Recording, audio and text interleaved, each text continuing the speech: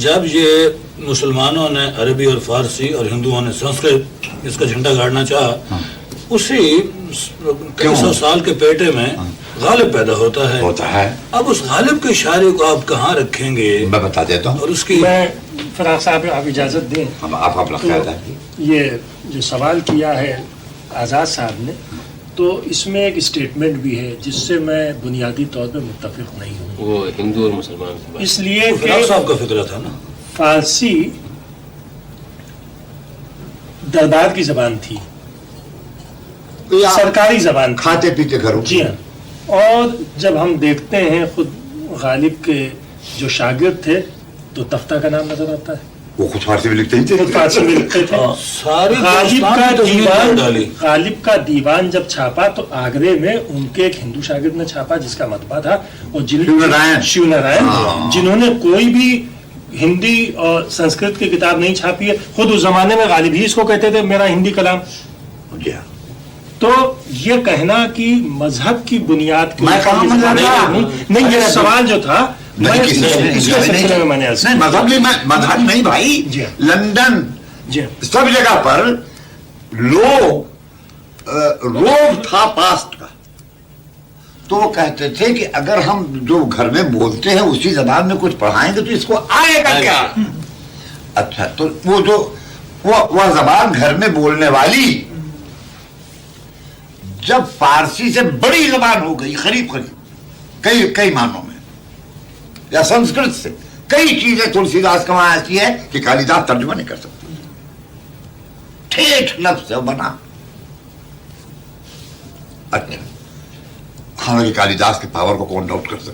اچھا سنیے، جیسے کوئی یہ سمجھے کہ چاندنی چوک میں ہم جب تک انگریز بن کے نہ نکلیں ہم کو رکشا ڈرائیور سمجھا جائے گا. تو یہ چیز لٹریچر میں بھی تھی، ڈیکوریٹو کی عزت، انیوژول کی، یہ ایک بیماری ہوتی ہے.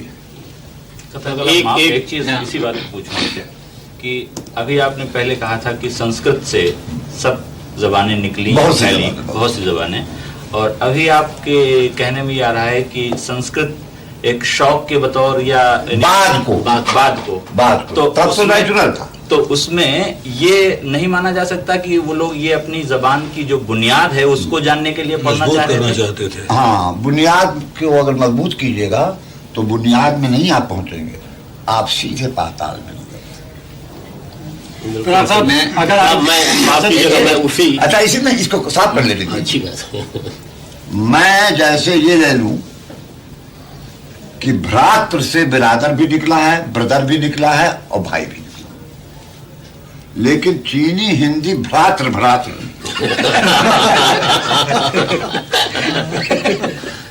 بلکہ ابھی چائنا نے ابھی آج چھپا معلوم ہے، انہوں نے کسی اور نیشن سے ایران عراق بھائی. تو وہ جو نکلتا ہے جو لفظ، وہ جس لفظ سے نکلتا ہے اس سے بڑا ہو جاتا. بھراک سے بھائی بڑا ہو چکا ہے آج معنوں میں. ہاں، بھراک سے بھائی لفظ زیادہ بڑی معنوں میں استعمال ہوتا ہے. میں یہ عرض کرنا چاہتا ہوں کہ یہ بات ہندوستان میں پہلے بھی رہی.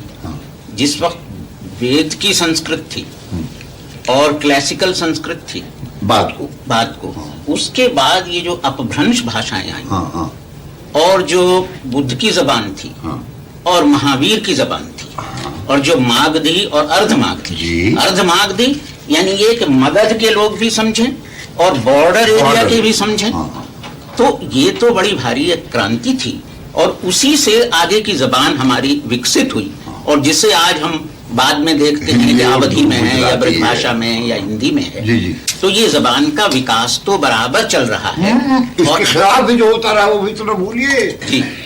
تلسی داس جب رامائن لکھتے ہیں تو آپ تو کہیں گے، ہم آپ سے ایگری بھی کریں گے کہ وکاس ہوا، اور جو ڈھیلا پھینکا گیا کہ مت ڈالو اس کو. سب کبیر پر تو کسی نے ڈھیلا نہیں. تو میں بتاؤں جی، کبیر کا یہ ڈھیلا پھینکنا تو ایک انسیڈنٹل بھی کہہ سکتے ہیں کہ واقعہ یہ ہے کہ एक प्रोफेसर थे, नाम नहीं लूंगा, उनको सिर्फ ये डर रहता था कहीं मेरी बात लड़के समझ ले।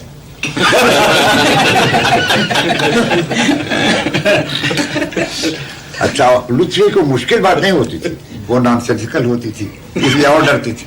अच्छा, तो इस बात को समझने में हम में से किसी को देर नहीं लगनी चाहिए कि एक गलत इस नौबरी इल्म के मैदान में भी आ जाते हैं। समझा ना आपने? मेरा सवाल वही रहा फिराक साहब, हाँ, इसके नतीजे के तौर पर गालिब की शायरी जब मारज़ वजूद में आएगी तो उसका मकाम क्या होगा अदब में? इसका जवाब बता दूं क्या?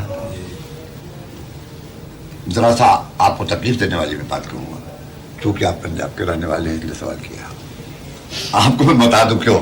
जी, गालिब की हालात को आप खुर्दबीन से पढ़ लें, उनके अंदर कई ऐंठने थी, हर वक्त ये खौफ कि मैं कॉमन सिटीजन में समझा जाऊं। बिल्कुल। अच्छा, हमको साहब रिसीव करने आए, सही। और गालिब में इतनी कुव्वत नहीं थी कि सादा जबान लिख के अपने मसलों से बड़ा टेक है। फिर क्यों न कहा सादा में ज्यादातर? फिर क्यों कहा? क्यों न कहा सादा अरे आपने सुना? ज्यादातर? वो नहीं थी, लियाकतें थी, नहीं थे। अच्छा, जी, मैं गलत कमजोर थे। थी, नहीं थी। अच्छा, और मिर्जा बेदिल का भूत सवार जो हुआ, वो तो जल्दी उतर गया। तर्ज बेद उतरता नहीं है उतारने से, भूत को उतार दीजिए फिर भी रहेगा, परचा ही रहेगा। तर्ज बेदिल मेरे अख्ता का ना अच्छा। दूसरे ये कि गालिब के वक्त में गिर रहा था हिंदुस्तान, तो जब कोई कौम गिरावट के आलम में होती है तो इसकी तमन्ना खास लोगों को बहुत होती है कि मैं दूसरों से मुख्तलिफ, जरा मैं मुख्तलिफ, आप दखल न लें। चुनांचे काट काट के बात पैदा करनी, उनके जो मुश्किल अशार हैं पर कोई डर थोड़ी नहीं, सच को थोड़ी तो हो जाता। अच्छा, फिराक साहब, इस तमाम गुफ्तगू में नजीर अकबर आबादी के बारे में आपने कुछ नहीं फरमाया। ये साहब हमने क्या जिम्मा लिया था कि अब एक उनके बारे में आ जाएगा, अगर उनके बारे में, क्योंकि वो मुख्तलिफ है। अच्छा है। जन भाषा की बात जहाँ हुई, आम बोलचाल की, आप जन साहित्य का क्या मतलब कुछ निकलता है? ये भी उससे जुड़ जाएगा। मैं दोनों को जोड़ के बताऊंगा, क्योंकि नजीर जमान लिया है इन्होंने, नजीर हिंदी में 20वां एडिशन हुआ। सुनिए, मैं बचपन से नजीर तो कोर्स में रहता भी है और घर में भी थी और साल भी है, और मेरे वालिद उसको खुदा भी मानते थे, और अंग्रेजों ने तो शेक्सपियर का मुकाबला कर दिया नजीर का। मैं इस्लामरी भी नहीं है उसके, इस्लामरी भी नहीं, नहीं इस्लामरी नहीं है मगर आयत भी है। मैं गया जब आगरे में, तो सेव बाजार में मैकश अकबर आबादी के घर में ठहरा, रमेश मेरे साथ थे, तो हम दोनों उतरे कि उनके वहां तो जब नाश्ता आता चलो गरम जलेबियां और चाय पी लें तो खरीद के और फिर निकाल कर ले। अब सेव बाजार बड़ा भारी बाजार है, वहां के आगरा निवासी जब आपस में बात करते हुए निकलते थे, मैंने कहा यार ये तो नसीर परवाजी की जबान सुनाई पड़ रही है अभी तक। अच्छा, अभी तक। अब फूहड़ फोड़ी है जी वो। डॉक्टर ईश्वर प्रसाद से आप बात कराइए, ये क्या चाहता है जी? और वो जीनियस था नजीर। तो जीनियस में खूबी ये होती है कि वो कंकड़ पत्थर से ताजमहल बना देता, सही बात। और हम संगमरमर से एक दीवार नहीं बना पाते। तो ये नजीर का जवाब कि नजीर जो है उसके और बहुत से पावर्स हैं, ऑब्जर्वेशन, सांचे में ढाल देना, दिल को छूने वाली बात कहना, लेकिन जो शेफ्ता ने कह दिया है कि जबान बेएतबार। आप शेफ्ता से मुत्तफिक हैं? हम लोग मुत्तफिक नहीं होते हैं, लेकिन उसमें कुछ तत्व है, कुछ हकीकत है। उसके बाद अच्छा, हम इस तरह नहीं रन अवे करते। कम से कम मैं नजीर की उर्दू लिखूं तो मुझको घमंड नहीं होगा अपने कलम। अगर मैं नजीर का ऑब्जर्वेशन अगर ले आऊं तो मैं अपने दुगना बड़ा हो जाऊं। فراق صاحب آپ کی خود اپنی شاعری میں کئی ڈکشن ملتے ہیں، مثلا جو آپ کی نظم ہنڈولا ہے مثال کے طور پر، ہنڈولا میں بالکل زبان دوسری ہے، آپ کی غزلوں کی زبان بالکل دوسری ہے، آپ کی اور نظمیں جو ہیں جو آپ نے ذرا بلیغ انداز سے کہی ہیں ان کی زبان کچھ اور ہے، رباعیوں کی اور ہے، رباعیوں کی بھی دو زبانیں ہیں، ایک وہ جو مفکرانہ ہے، ایک جو روپ کے. تو آپ کے یہاں جو یہ اثرات ملے جلے ہیں وہ کس انداز سے آپ نے؟ وہ اس لیے کہ میں پیدا ہی شاعر نہیں ہوا تھا، میں اسٹوڈنٹ آف شاعری ہوں. تو میں ایکلیکٹک ایک لفظ ہے انگریزی میں، اس کو نیاز نے میرے اوپر مضمون میں بتایا بھی ہے کہ بڑی تعریف کی قوت انتخاب بہت ہے فراق کے اندر. تو میرے یہاں جو ملٹی اسٹائل اپیرنٹلی آپ کو ملتی ہے، اور یہ بھی آپ کہہ دیتے کہ یہ فراق کہہ سکتا تھا. تو میرا جو انڈر کرنٹ ہے کانسٹینٹ وہ تو ایک ہے، اور وہ اس وقت موقع نہیں ہے کہ میں اس کو بیان کروں. لیکن آپ یہ بہت بڑی بات سوال اٹھایا ہے انہوں نے، وہ یہ ہے کہ اب جیسے میر انیس ہے، ہر شعر خوبصورت معنوں میں چکلی کھا رہا ہے کہ انیس نے مجھے لکھا ہے. خود آپ نے جو کہا ہے کہ میری ہر غزل کی یہ آرزو سجا کے نکالی، تو جیسے آپ نے شروع میں عرض کیا تھا، فرمایا تھا کہ غزل کو سجانا اور الفاظ کو سجانا بھی شاعر کا ایک بڑا کام ہے، وہ بھی آپ ضمنی بات ہے. مجھے گزارش کر لینے دیجیے ایک سیکنڈ. وہ یہ ہے کہ آپ نے یہ نہیں پوچھا اپنے سوال کے دوران میں کہ آپ کے وہاں جو تنوع ہے اسلوب کا، یعنی ویرائٹی آف اسٹائل، اس کے کچھ کازز پر میں روشنی ڈال دوں. اس لیے نہیں کہ میں چاہتا ہی تھا یہ کرنا. ایک تو سبجیکٹ کا رنگ پکڑتا ہے کلام. جب لڑائی کا بیان ہوگا تو بزمیہ شاعری آپ نہیں کریں گے. صحیح. جب تلوار چلواتے ہیں انیس تو زبان کافی بدل جاتی ہے مناظر قدرت سے. دوسری چیز یہ ہے کہ میری شاعری پر چھائی ہوئی ہے، تمام روایتیں چھائی ہوئی ہیں اردو کی، مگر اس میں ایک چور کی طرح سے انگریزی اسٹائل بھی شامل ہے. جی ہاں، یہ تو ہم سب اس سے آپ انکار نہیں کرتے. فراق صاحب، میرا خیال ہے میں سب کی نمائندگی کروں گا اگر آپ سے گزارش کروں کہ آپ اپنے وہ اشعار سنائیے جو سب سے زیادہ آپ کو پسند ہے. بات ہے کہ میں زیادہ تر اپنے اشعار کو ناپسند کرتا ہوں. پھر بھی جو آپ کو پسند ہو، لیکن پھر بھی جو آپ کو کم سے کم ناپسند ہو.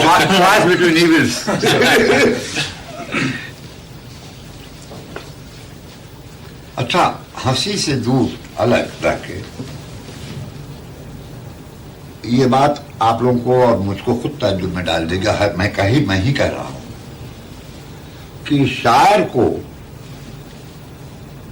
کچھ اس سے ماورا ہونا چاہیے جو اس کا کلام ہے. ہر بڑے شاعر کو اپنی شاعری سے بڑا ہونا چاہیے. صحیح بات، بہت اچھی بات. تو میں اپنے گونگے پن کو، جس کو مولویوں کی خوبصورت زبان میں عجز بیان کرتا ہوں، میں اس کو قادر الکلامی سے بہتر چیز سمجھتا ہوں. بڑی چیز مثال کے طور پہ شعر دے دو. مستند بات. اب ہم بیان نہیں کر سکتے کہ یہ چہرہ کتنا خوبصورت ہے. اس کو دیکھو گے تو دیکھتے ہی رہ جاؤ گے. کچھ یہ میرا مصرع، بتائیے کون بیان تھا؟ اس کو دیکھو گے تو کچھ ایسے یہ دیکھتے ہی رہ جاؤ گے. یارو بھول گیا ہوں. اچھا میں بتاتا ہوں. اب تو آپ کا سوال ٹو دی پوائنٹ ہے کہ اپنے اشعار سے بنی، لیکن آپ یہ جان لیجیے کہ آخر بڑی چیز زندگی میں کوئی ضرور ایسی ہے کہ جس نے حضرت محمد سے کوٹ نہیں مال کیا شعر کرنے کے لیے، کرائسٹ کو نہیں کیا، بدھا کو نہیں کیا. تو آئیڈیل ہمارے غالب نہیں ہوں گے، مگر کام کے لیے غالب ہوں گے. شعر کہنے کے لیے، ہونے کے لیے، حیات وجود کے لیے ہمارے آئیڈیل میر بھی. اچھا، میرا آئیڈیل جو ہے وہ پائے بغیر کسی آدرش سے للچانا. یعنی یہ تشنگی جو ہماری تشنگی کہہ، آپ نے ٹھیک کہا. اچھا اب دیکھیے، لیکن اب آپ لوگ مار مار کے مجھے شاعر بنائے ہوئے ہیں تو سنیے. یہ تو آپ کا مار مار کے حکیم بناتے جیسے. اسی لیے ہم کہتے ہیں کہ آپ جی ابھی ہر شے سے ہونا ہے نمایاں شان انسانی. واہ ابھی ہر شے سے ہونا ابھی ہر شے سے ہونا ہے نمایاں شان انسانی. شان انسانی. ابھی ہر چیز میں محسوس ہوتی ہے کمی اپنی. ابھی ہر چیز میں ہونا ہے نمایاں شان انسانی. اسی کا مطلب سمجھ دیتا ہوں جیسا بھی ہو. ارشاد. ابد بھی اپنی پرچھائی ازل بھی روشنی اپنی. ابد بھی اپنی پرچھائی ازل بھی روشنی اپنی. محبت کو کمی کیا موت اپنی. زندگی اپنی.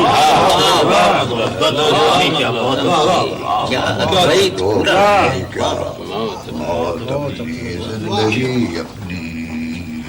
ایک بہت نازک مسئلے پر غور کرنا پڑا کہ کسی چھوٹے کم عمر کی لڑکی کو اگر کوئی سیڈیوس کرے تو ہم لوگ تھوڑی تھوڑی کرتے ہیں. وہی مانگڈلی میری مینڈلی والا قصہ ہوتا. تھرو دیس ٹو شعر سنیے. کہیں دامان باد صبح بھی آلودہ ہوتا ہے. کہیں دامان بعد صبح بھی آلودہ ہوتا ہے. کہیں دامان باد صبح بھی آلودہ ہوتا ہے. بچا لیتا ہے حسن نرم خوب جوشیدگی. جسم تھوڑی دوشیدہ ہوتا ہے. بچا لیتا ہے حسن نرم خوب دوشیدگی اپنی. اب بارو کر کے ایک شعر کہا ہے. مرزا بیدل کا شعر ہے. درہائے فردوس معبود لیکن از بے دماغی گفتم کی پردہ. کیا شعر ہے بیدل کا. از بے دماغی گفتم کے فردا. جنت کے دروازے بھی کھلے ہوئے تھے لیکن میں اتنا بنا تھا کہ میں نے کہا بھائی کیا بات. از بے دماغی گفتم کے بھائی اس کا شعر اب بیدل کا ہے اور اب میرا ترجمہ اس کا کہہ لیجیے یا اس سے بورڈ. ہم اہل غم نے کل پر ٹال رکھا رحمت حق کو. اہل حق نے ہم اہل غم نے ہم نے کل پر ٹال رکھا رحمت حق کو. کھلے تھے خلد کے در بھی طبیعت ہی نہ تھی اپنی. اس میں اس میں ایک اپنی بات پیدا ہو گئی ہے شعر. اب یہ شعر دیکھیے غور کرنا. کچھ یہ تو استفادہ ہے کیونکہ اضافے کے ساتھ ہے. اضافے کے ساتھ. اور وہ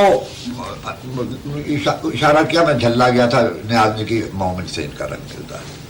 مومن کے معنی ہے نازک اشاریت کے. بس تو وہاں ہم کو لڑائی نہیں ہے ورنہ میں مومن کا شاعر. بلکہ آپ نے ذوق کے بارے میں جو مضامین لکھے ہیں. ہاں ذوق کے ساتھ جسٹس کی ہی تھوڑے کہ مجھے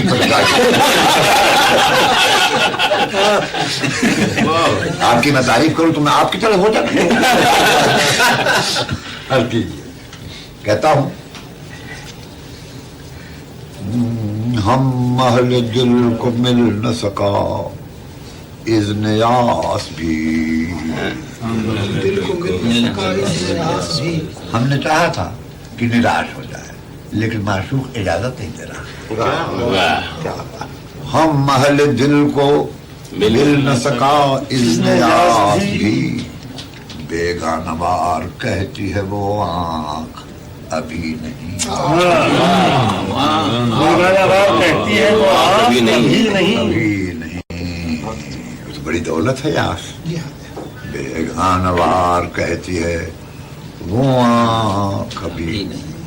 जो लांगहे हयात, हयात का क्षेत्र जो है कहीं खत्म ही नहीं, जो लांगहे हयात कहीं खत्म ही नहीं, जो लांगहे हयात कहीं खत्म ही नहीं, मंजिल न कर हुदूद से दुनिया बनी नहीं, मंजिल न कर हुदूद से दुनिया बनी नहीं। अब पाकिस्तान की जब लड़ाई चल रही थी, चलने तो भाई हम कौन होते हैं, तो बताओ हमारा कैसे तो मुल्क है कि मुल्कियत, अहले हाकिमान वक्त से पूछना है ये मुझे, हाकिमान वक्त से पूछना है ये मुझे, कोई सरजमीन हो मुल्क है कि मिल्कियत, वक्त से पूछना है ये मुझे, कोई सरजमीन हो मुल्क है कि मिल्कियत। क्या अर्ज करता हूँ, सैयाद रिंद की जमीन है, खुली है कुंज कफस में मिली ज़बां सैयाद, मैं माजराए चमन क्या करूँ बयां से ज्यादा। अर्ज करता हूँ, उन्हीं के दिल हैं, उन्हीं के दिल हैं हरीफे अमीन, उन्हीं के दिल हैं अमीने रमूज आजादी, उन्हीं के हृदय उस राज को छिपाए हुए रखे हुए हैं दिल में जो आजादी का राज है, जो जानते हैं असीरी है एक फन सैयाद, जो जानते हैं असीरी है एक फन सैयाद, एक फन सैयाद।